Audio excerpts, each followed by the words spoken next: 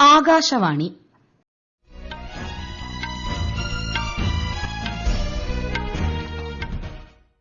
നമസ്കാരം. വാർത്തകൾ വായിക്കുന്നത് ആമിന നജുമ.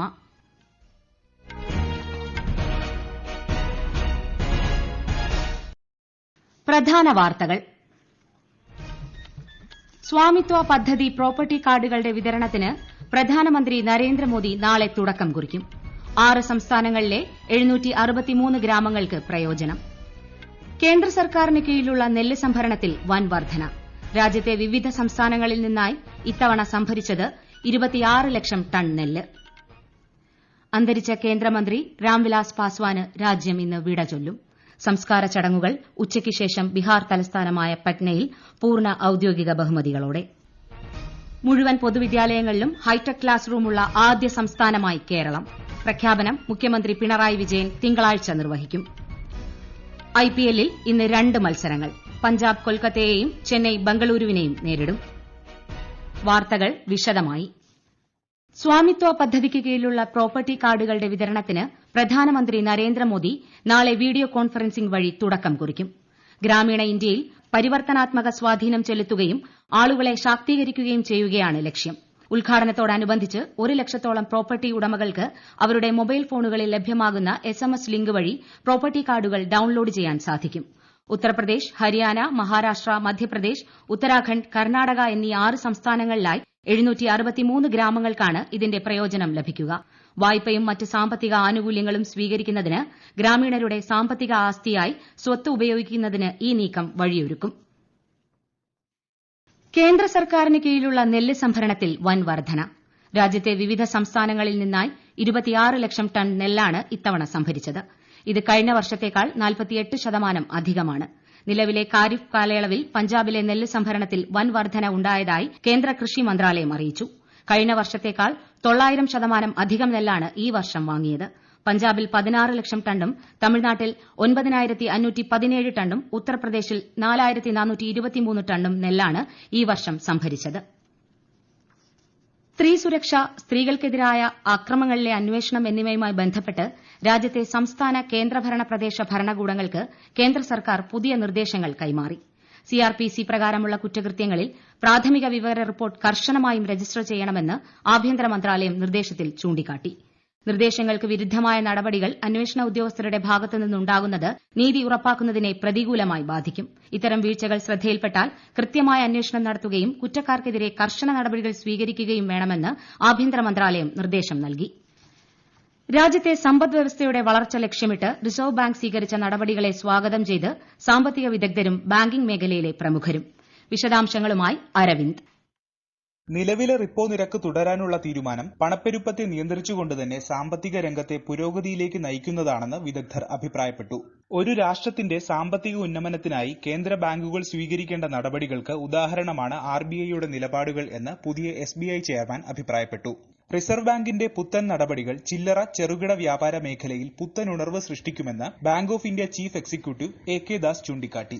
1 ലക്ഷം കോടി രൂപയുടെ TLTRO നടപടികൾ രാജ്യത്തിന്റെ സാമ്പത്തിക വളർച്ചയ്ക്ക് പിന്തുണ നൽകുമെന്ന് പഞ്ചാബ് നാഷണൽ ബാങ്ക് MDയും CEOയുമായ SS മല്ലികാർജുന റാവു അഭിപ്രായപ്പെട്ടു. രാജ്യത്ത് പണലഭ്യത ഉറപ്പാക്കുമെന്ന RBIയുടെ നിലപാട് വിപണികൾക്ക് ധൈര്യം പകരുമെന്നും കടം വാങ്ങുന്നതടക്കമുള്ള നടപടികളുമായി മുന്നോട്ടു പോകാൻ സർക്കാരിന് കരുത്തു പകരുമെന്നും ഇന്ത്യൻ ബാങ്ക് MDയും CEOയുമായ പത്മജ ചുന്ദുരു അഭിപ്രായപ്പെട്ടു. റിസർവ് ബാങ്ക് നടത്തിയ നടപടികൾ രാജ്യത്ത് പണലഭ്യത ഉറപ്പാക്കുന്നതിനും കൂടുതൽ വളർച്ച കൈവരിക്കുന്നതിനും ഉപകരിക്കുന്നതാണെന്ന് Indian bank association deputy chairman Raj Kiran Rai ചൂണ്ടിക്കാട്ടി. News desk, Akashvani. തെരഞ്ഞെടുപ്പ് പ്രചാരണവുമായി ബന്ധപ്പെട്ട് പൊതുയോഗങ്ങൾ, മറ്റു പരിപാടികൾ എന്നിവ അനുവദിച്ചുകൊണ്ടുള്ള പ്രത്യേക ഉത്തരവ് ബീഹാർ ഭരണകൂടം പുറത്തിറക്കി. കണ്ടെയ്ൻമെന്റ് സോണുകളിലൊഴികെ പ്രചാരണ പരിപാടികൾ സംഘടിപ്പിക്കാവുന്നതാണ്. ഇതുമായി ബന്ധപ്പെട്ട പ്രവർത്തന ചട്ടങ്ങളും ഭരണകൂടം പുറത്തിറക്കിയിട്ടുണ്ട്. കണ്ടെയ്ൻമെന്റ് സോണുകൾക്ക് പുറത്തുള്ള രാഷ്ട്രീയ പ്രചാരണ യോഗങ്ങൾ നിയന്ത്രിക്കാൻ സംസ്ഥാന ഭരണകൂടങ്ങൾക്ക് അധികാരം നൽകി ആഭ്യന്തര മന്ത്രാലയം ഉത്തരവിറക്കിയിരുന്നു. അടച്ചിട്ട വേദികളിൽ പരമാവധി ശേഷിയുടെ 50% പേർക്ക് മാത്രമേ പങ്കെടുക്കാനാകൂ. അന്തരിച്ച കേന്ദ്രമന്ത്രി രാംവിലാസ് പാസ്വാന്റെ സംസ്കാര ചടങ്ങുകൾ ഇന്ന് ഉച്ചയ്ക്ക് ശേഷം ജന്മദേശമായ ബീഹാറിലെ പട്നയിൽ പൂർണ്ണ ഔദ്യോഗിക ബഹുമതികളോടെ നടക്കും. ഇന്നലെ പട്നയിൽ എത്തിച്ച അദ്ദേഹത്തിന്റെ ഭൌതിക ശരീരം LJP പാർട്ടി ആസ്ഥാനത്ത് പൊതുദർശനത്തിന് വച്ചിരിക്കുകയാണ്. രാഷ്ട്രപതി രാംനാഥ് കോവിന്ദ് പ്രധാനമന്ത്രി നരേന്ദ്രമോദി എന്നിവർ ഇന്നലെ ന്യൂഡൽഹിയിലെ പാസ്വാന്റെ ഔദ്യോഗിക വസതിയിലെത്തി അന്തിമോപചാരം അർപ്പിച്ചു. കേന്ദ്രമന്ത്രിമാരായ രാജ്നാഥ് സിംഗ്, അമിത് ഷാ, രവിശങ്കർ പ്രസാദ്, ഹർഷ് വർദ്ധൻ, ബിജെപി ദേശീയ അധ്യക്ഷൻ ജെ.പി. നദ്ദ എന്നിവരും പാസ്വാന് അന്ത്യാഞ്ജലി അർപ്പിച്ചു. ഈ വാർത്തകൾ ആകാശവാണിയിൽ നിന്ന്. കൊറോണ ആശങ്കയല്ല, ജാഗ്രതയാണ് വേണ്ടത്. കേന്ദ്ര ആരോഗ്യ മന്ത്രാലയം പുറപ്പെടുവിക്കുന്ന നിർദ്ദേശങ്ങൾ. ജനങ്ങൾ കൂട്ടം കൂടുന്നത് ഒഴിവാക്കുക. ഇടയ്ക്കിടെ കൈകൾ സോപ്പും വെള്ളവും ഉപയോഗിച്ചോ സാനിറ്റൈസർ ഉപയോഗിച്ചോ വൃത്തിയാക്കുക. നിർബന്ധമായും മാസ്ക് ധരിക്കുക. പനിയോ ചുമയോ ശ്വാസതടസ്സമോ തുടരുന്ന സാഹചര്യത്തിൽ വൈദ്യസഹായം തേടുക. കൊറോണയെ സംബന്ധിച്ച വിവരങ്ങൾക്ക് ആരോഗ്യ മന്ത്രാലയത്തിന്റെ 1075ലും ദിശയുടെ 1056ലും ബന്ധപ്പെടാം. പ്രധാനമന്ത്രി നരേന്ദ്രമോദിയുടെ പ്രതിമാസ റേഡിയോ പ്രക്ഷേപണ പരിപാടി മൻ കി ബാത്തിന്റെ 70ാം അധ്യായം ഈ മാസം 25-ന് രാവിലെ 11 മണിക്ക് ആകാശവാണിയുടെ എല്ലാ നിലയങ്ങളും പ്രക്ഷേപണം ചെയ്യും. ദൂരദർശനും പരിപാടി തത്സമയം സംപ്രേഷണം ചെയ്യും. തുടർന്ന് പ്രാദേശിക ഭാഷകളിലുള്ള പരിഭാഷയും ഉണ്ടാകും. പൊതുവിദ്യാഭ്യാസ രംഗത്ത് മുഴുവൻ പൊതുവിദ്യാലയങ്ങളിലും ഹൈടെക് ക്ലാസ് റൂമുള്ള ആദ്യ സംസ്ഥാനമായി കേരളം മാറി. വിദ്യാഭ്യാസ മേഖലയിൽ ഇന്ത്യയിലെ ആദ്യ സമ്പൂർണ്ണ ഡിജിറ്റൽ പ്രഖ്യാപനം ഈ മാസം 12-ന് മുഖ്യമന്ത്രി പിണറായി വിജയൻ നിർവഹിക്കും. 16,027 സ്കൂളുകളിലായി 3,74,274 ഡിജിറ്റൽ ഉപകരണങ്ങളാണ് സ്മാർട്ട് ക്ലാസ് റൂം പദ്ധതിക്കായി വിതരണം ചെയ്തത്. 4,752 ഹൈസ്കൂൾ ഹയർ സെക്കൻഡറി സ്കൂളുകളിലായി 45,000 ഹൈടെക് ക്ലാസ് മുറികൾ ഒന്നാം ഘട്ടത്തിൽ സജ്ജമാക്കി. പ്രൈമറി, അപ്പർ പ്രൈമറി തലങ്ങളിൽ 11,275 സ്കൂളുകളിൽ ഹൈടെക് ലാബും തയ്യാറാക്കി. പൊതുവിദ്യാഭ്യാസ സംരക്ഷണ യജ്ഞത്തിന്റെ ഭാഗമായാണ് ഹൈടെക് ക്ലാസ് റൂം പദ്ധതി നടപ്പാക്കിയത്. കൈറ്റിന്റെ നേതൃത്വത്തിൽ കിഫ്ബിയുടെ ധനസഹായത്തോടെയാണ് പദ്ധതി നടപ്പാക്കിയത്. കഴിഞ്ഞ 24 മണിക്കൂറിനിടെ 73,272 പുതിയ കേസുകൾ റിപ്പോർട്ട് ചെയ്തതോടെ രാജ്യത്ത് കോവിഡ് ചികിത്സയിലുള്ളവരുടെ എണ്ണം 8,83,185 ആയി. കഴിഞ്ഞ ഒരു ദിവസത്തിനിടെ 926 പേരാണ് മരിച്ചത്. ഇതോടെ ആകെ മരണസംഖ്യ 1,07,416 ആയി. രാജ്യത്ത് രോഗമുക്തി നേടുന്നവരുടെ എണ്ണത്തിൽ വൻ വർധനയാണ് ഉണ്ടാകുന്നത്.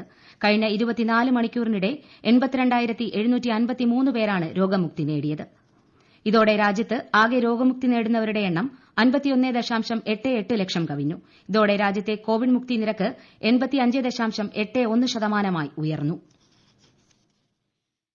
കേരളത്തിൽ കോവിഡ് ബാധിച്ച് ചികിത്സയിലുള്ളത് 91,756 പേർ.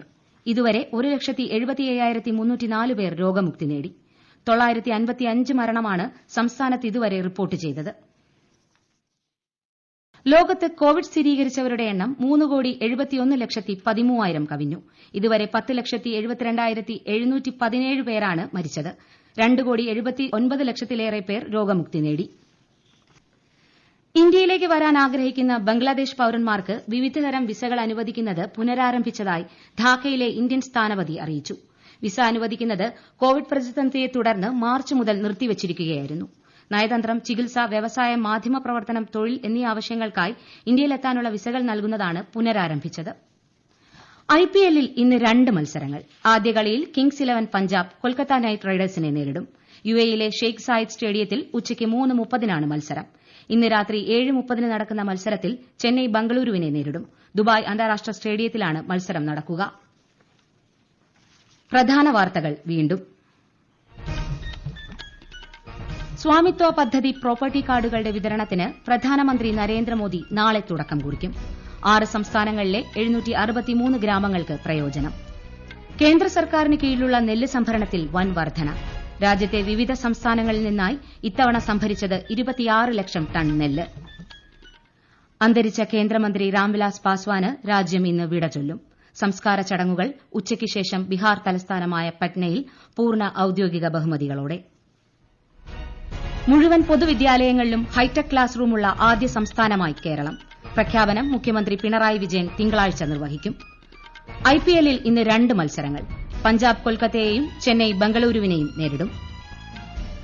വാർത്തകൾ കഴിഞ്ഞു. അടുത്ത വാർത്താ പ്രക്ഷേപണം വൈകുന്നേരം 6:30-ന്.